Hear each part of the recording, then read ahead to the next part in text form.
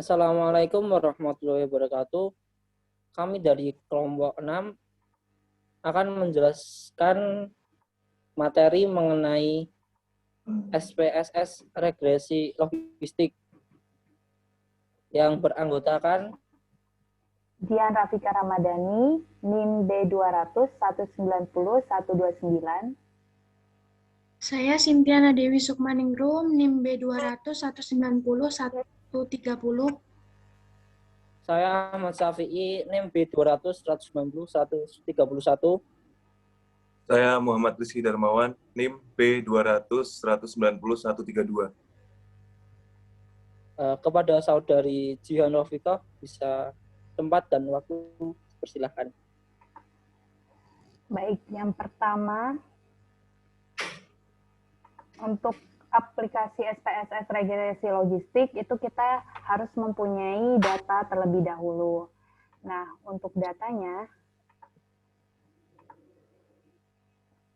ini ada terdiri dari kita melakukan survei kepada 30 orang.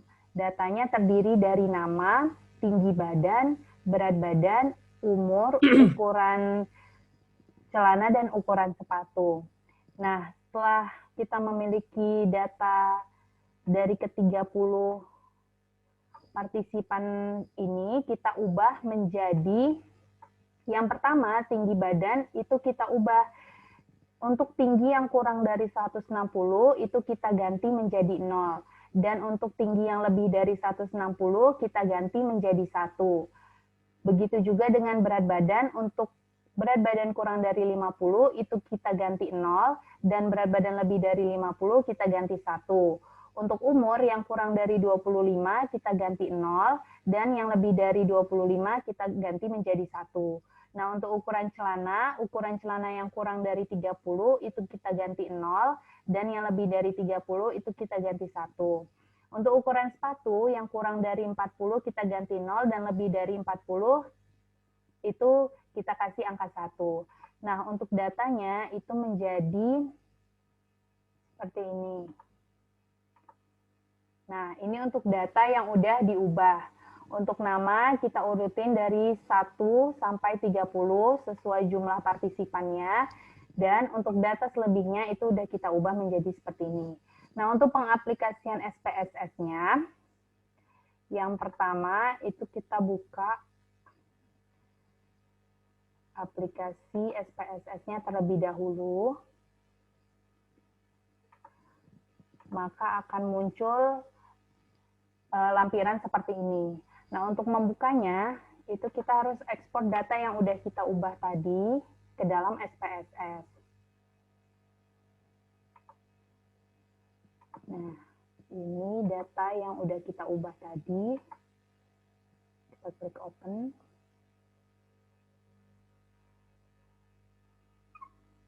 Oke, kita tunggu sebentar.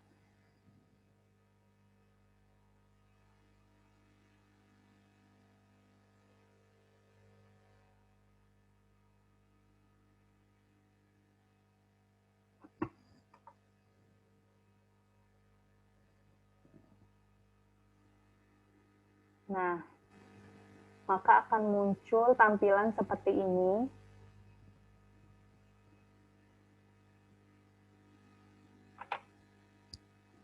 Nah, akan muncul tampilan seperti ini. Ini merupakan data Excel yang kita ambil tadi, kita ekspor ke SPSS. Kemudian kita klik OK.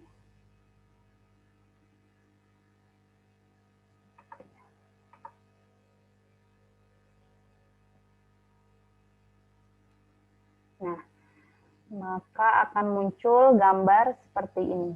Sorry sebentar.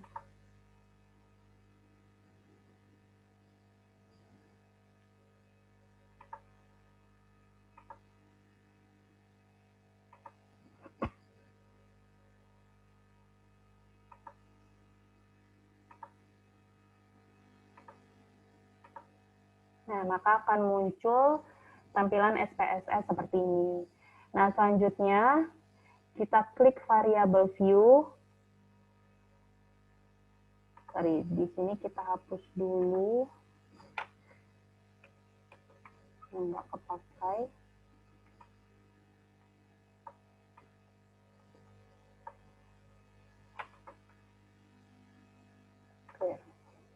Nah, kita klik variable view. Nah, ini data yang kita ambil tadi dari dari Excel. Nah, selanjutnya untuk nama itu kita ganti aja menjadi nomor. Kemudian tinggi badan itu kita ganti simbolnya jadi Y. Nah, untuk berat badan kita ganti jadi X1. Untuk umur kita ganti X2. Untuk ukuran celana kita ganti X3. Dan ukuran sepatu kita ganti X4. Nah, untuk type-nya itu numerik semua. Selanjutnya untuk label, itu tadi untuk nomor, itu tetap. Untuk Y itu tadi tinggi badan, maka kita ganti labelnya menjadi tinggi badan. Untuk X1 tadi itu merupakan berat badan. Kemudian untuk X2 tadi merupakan umur, X3 ukuran celana, dan untuk X4 kita ganti jadi ukuran sepatu. Nah, kemudian untuk value-nya seperti data yang sudah tertera tadi, itu kita ganti 0 dan angka 1. Nah, yang pertama value-nya itu 0. Labelnya untuk tinggi badan itu untuk yang 0 kurang dari 160. Kemudian kita klik add, jadi seperti ini. Lalu kita tambah lagi. Ini kan untuk yang 0. Kemudian yang untuk 1 itu labelnya lebih dari 160. Kita add kembali, hasilnya seperti ini. Ini untuk tinggi badan. Lalu kita klik OK. Begitu juga selanjutnya. Untuk 0, kalau berat badan kurang dari 50, kita add. Kemudian untuk 1 itu lebih dari 50. Nah, maka hasilnya seperti ini. Begitu juga selanjutnya untuk umur. Untuk 0, umur. Untuk umur itu kurang dari 25. Untuk 0 kurang dari 25. Dan untuk 1 itu lebih dari 25. Nah, lalu kita klik OK. Selanjutnya ukuran celana. Untuk 0 kurang dari 30. Kita add. Untuk 1 itu lebih dari 30. Kita add. Nah, yang terakhir untuk ukuran sepatu. Untuk 0 itu labelnya kurang dari 40. Dan untuk 1 lebih dari 40. Nah, hasilnya seperti ini. Nah, ini untuk tampilan variable view dari data yang telah kita buat tadi. Nah, selanjutnya itu kita klik data view, kita mencari regresinya dengan klik analyze, kemudian regression, lalu kita klik binary logistik. Ini kita klik. Nah, muncul tampilan seperti ini. Untuk bagian dependent, itu kita isi yang variabel Y atau tinggi badan. Itu kita masukkan ke dependent. Nah, untuk X1, X2, X3, sama X4, itu kita masukkan ke covariate, ke yang bagian bawahnya. X1 masuk ke sini, X2 juga ke covariate, X3 juga, begitu juga X4. Nah, tampilannya maka akan jadi seperti ini. Lalu kita klik untuk bagian save.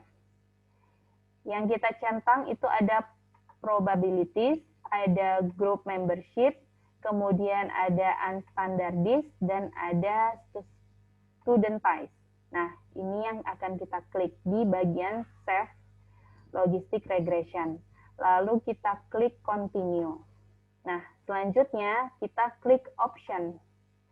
Nah, di bagian option ini kita klik classification plot, Hosmer Lamb Show, kemudian ada case wise listing of residuals, Nah, untuk bagian outlier outside itu udah tertera 2. Selanjutnya kita centang correlation of estimate, kemudian iteration history, sama eksponen B-nya. Di sini udah tertera 95%. Nah, kemudian di bagian entry itu 0,05 dan bagian removal itu 0,10. Lanjut, kita klik continue. Selanjutnya, kita klik OK.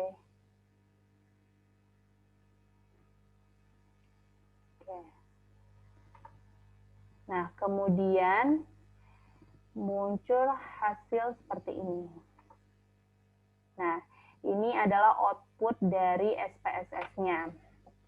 Yang pertama itu ada di sini tampilannya cash processing summary. Jadi di sini maksudnya gimana? Maksudnya itu jadi ringkasan jumlah sampel yang kita gunakan itu ada sebanyak 30 nih. Karena tadi kita melakukan survei kepada 30 partisipan, maka jumlahnya cash processing summary-nya itu adalah sejumlah 30.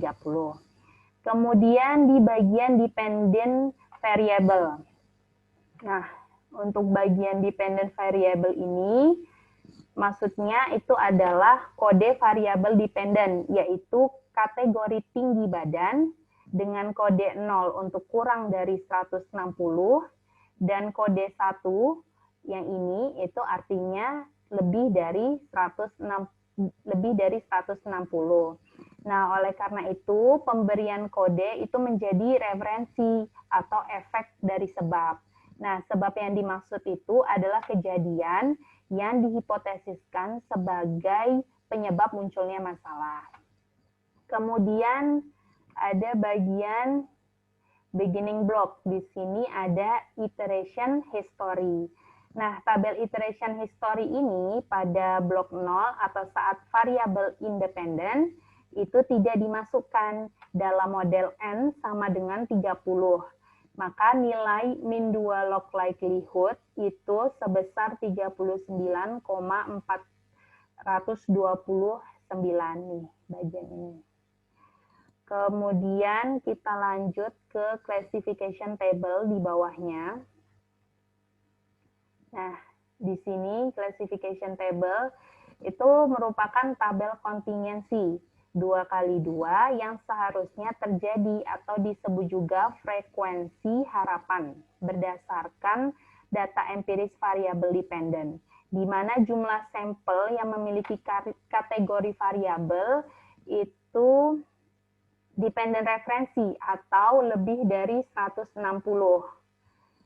Atau di sini termasuk ke dalam kode 1. Nah, sebanyak ada 11 sampel. Kemudian sedangkan yang ini yang lebih ada sebanyak 19. Sedangkan yang kurang dari 160 atau diberi dengan kode 0 itu ada sebanyak 15. Sehingga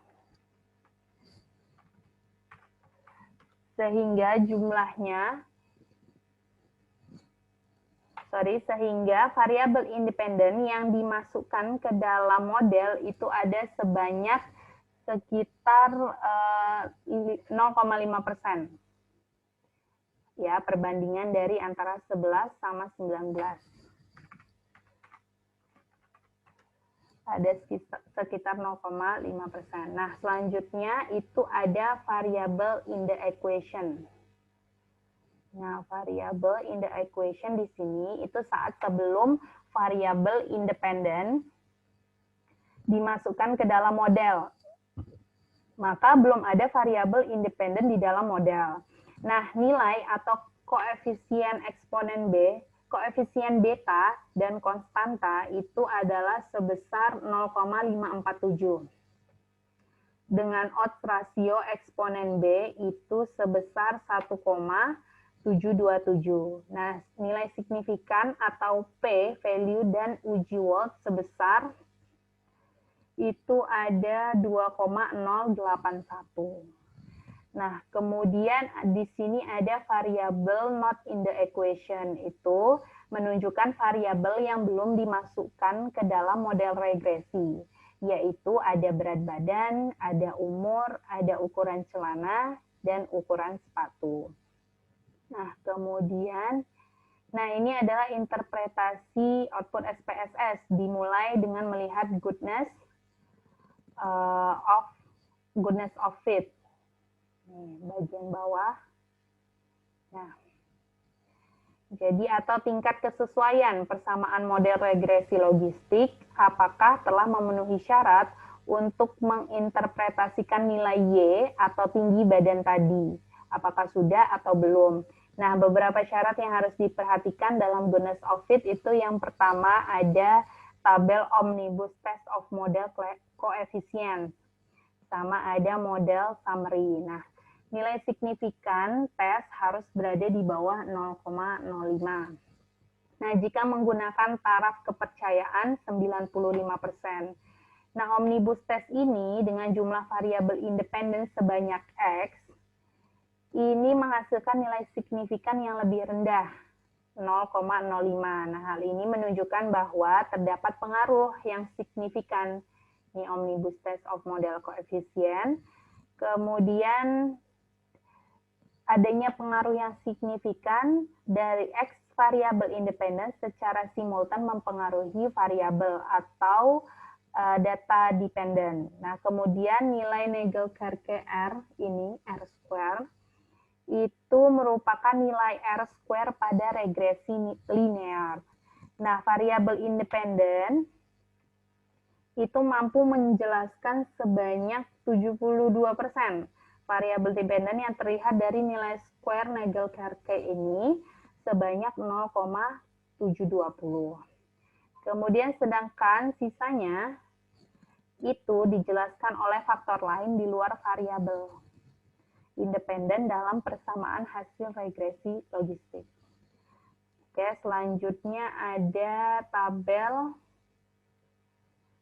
Hosmer dan Lemshow test di sini, sama contingency table of Hosmer and Lemshow test. Nah, di sini itu berbeda dengan omnibus test yang di atas. Nilai Hosmer test justru dikatakan itu baik jika nilai signifikannya lebih dari 0,05. Kalau tadi kan di bawah 0,05, nah ini di atas atau lebih dari 0,05. Nah, nilai Hosmer tersebut lebih besar dibandingkan alfa 0,05. Kemudian artinya diterima HO-nya, yaitu model regresi logistik mampu menjelaskan data dan tidak terdapat perbedaan antara model dan nilai observasinya. Hal ini menunjukkan bahwa persamaan regresi logistik dapat digunakan untuk menjelaskan hubungan variabel independen dan variabel dependen. Kemudian selanjutnya ada variable in the equation. Ini bagian sini. Nah, ini maksudnya gimana? Jadi semua variabel independen atau nilai P, value uji, Wolf, sigma itu kurang dari 0,05. Artinya masing-masing variabel itu mempunyai pengaruh parsial yang signifikan terhadap Y atau tinggi badan di dalam model. Nah, jadi ini adalah hasil output dari SPSS regresi linear logistik. Nah, itu saja mungkin yang dapat kami presentasikan dari kelompok 6. Apabila ada kesalahan, mohon dimaafkan. Wabillahi taufiq wal hidayah. Wassalamualaikum warahmatullahi wabarakatuh.